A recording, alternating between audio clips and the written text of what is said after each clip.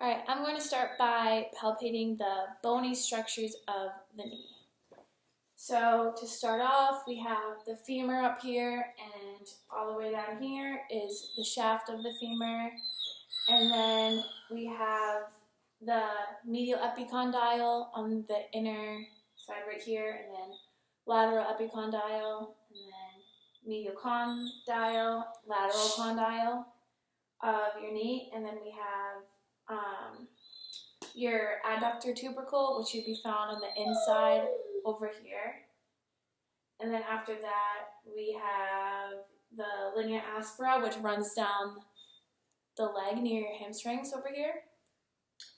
And then from there, we have your patella itself, and we have the base, which is the top half, the apex, which is the bottom half, and then medial border, lateral border.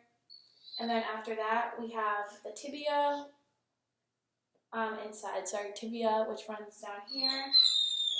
We have tibial plateau, which is like this space like in the middle here. And then we have tibial tuberosity.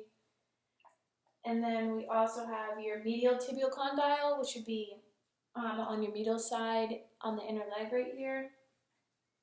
And then we have Gerdy's tubercle, which would be on the outside on this structure right here. And then we have your fibula itself, which runs on your outer leg. And for that, we have the head of the fibula, which stands out right here, shaft of fibula. And then, yeah, from there, we are going to do muscles of the leg. So, to start off, anteriorly, we have the sartorius, which runs from your spine up here. So it's anterior superior iliac spine, so it's more of like the top half of your spine. And that runs into your pes anserine, which is a structure behind over here. And then that provides your leg with knee flexion and tibial internal rotation. And then from there we have the rectus femoris, which runs from your spine as well, but it's the anterior inferior iliac spine, so it's a little bit lower here, and then that inserts on your tibial tuberosity, this bony structure right in the front that we discussed. And then your rectus femoris provides you with knee extension. And then after that, we have the vastus lateralis, and that starts from your greater trochanter and intertrochanteric line of your femur, so both those structures are up here, and that runs into your tibial tuberosity, where it meets the patella tendon, and that is knee extension. And then we also have vastus medialis, which starts your intertrochanteric line and linea aspera of the femur, so from the top up here again. And that runs into your tibial tuberosity as well with the patella tendon and provides knee extension. And then the last muscle that's similar to that is the vastus intermedius, which starts on the proximal 2/3 of your femur, so like the lower half of your femur, and that runs into your tibial tuberosity with patella tendon as well and provides you with knee extension.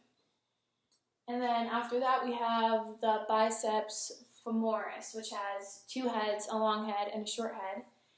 And the long head starts at the ischial tuberosity, and the short head starts at the linea aspera back here. And they both run into the head of the fibula down here and your lateral tibial condyle, which is in the same general area, and that provides you with knee flexion and external rotation instead of internal like the other ones. Okay. And then after that, we have the semitendinosus, which starts at the ischial tuberosity and runs down to your medial tibial condyle here. And that provides you with knee flexion and tibial internal rotation.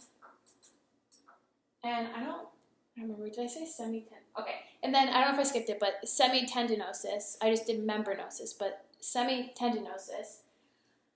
It starts your ischial tuberosity and it goes pes anserine. I remember doing that now. Yes, and then that's knee flexion and external rotation. Okay.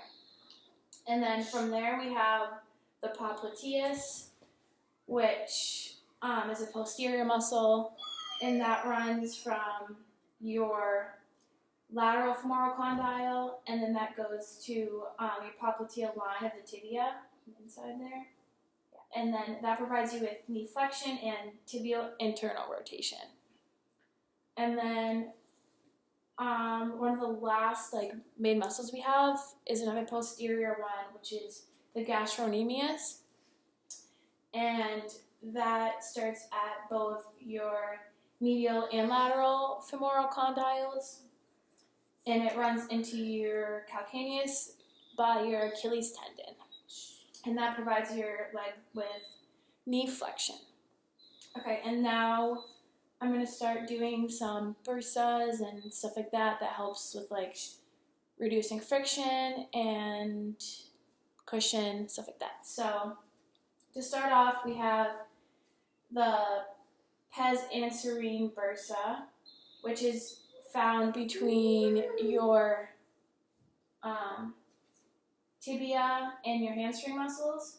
So it's in the structure over here, and like I said, that helps reduce friction and makes cushion so your bones don't rub bone on bone.